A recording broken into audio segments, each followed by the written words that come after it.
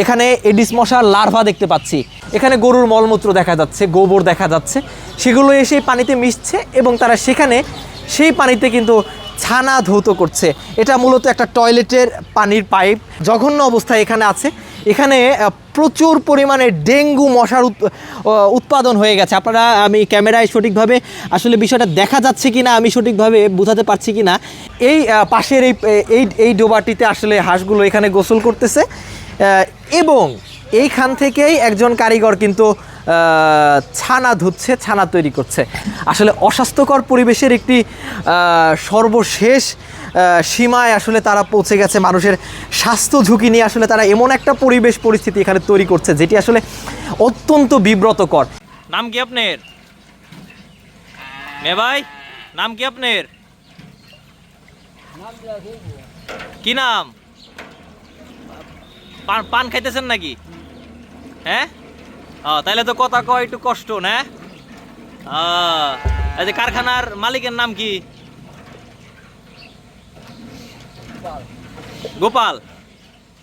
হ্যাঁ, আচ্ছা। এই যে গরুর ঘর থেকে ওই যে গরুতে মুখ বন্ধ করে লালাটা ওই জন্য পড়লো, মাত্র দেখলাম। এই পানিতে এটা ধুইতেছেন, এটা কি স্বাস্থ্যকর কোনো পরিবেশ হইল? হ্যাঁ, কনসে এটা কি করতেছেন এখানে? আসলে এখন কি কাজ করতেছেন এখানে?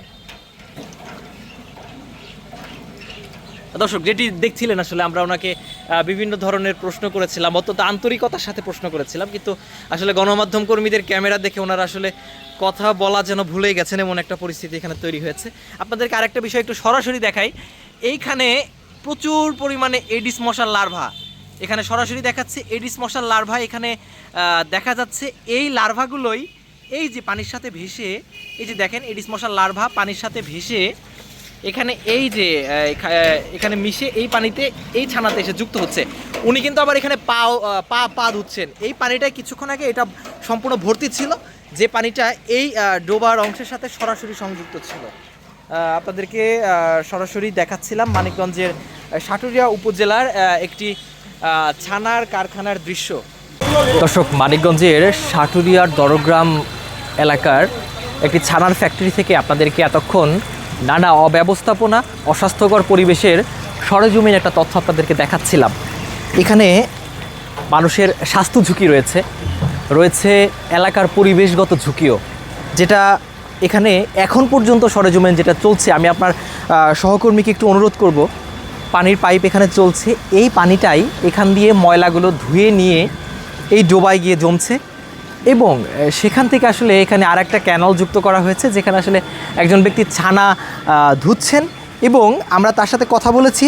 তিনি আমাদেরকে যেটা নিশ্চিত করেছেন, তিনি পান খাচ্ছেন, ছানা ধুচ্ছেন, তার মুখে লালা সেখানে পড়ছে।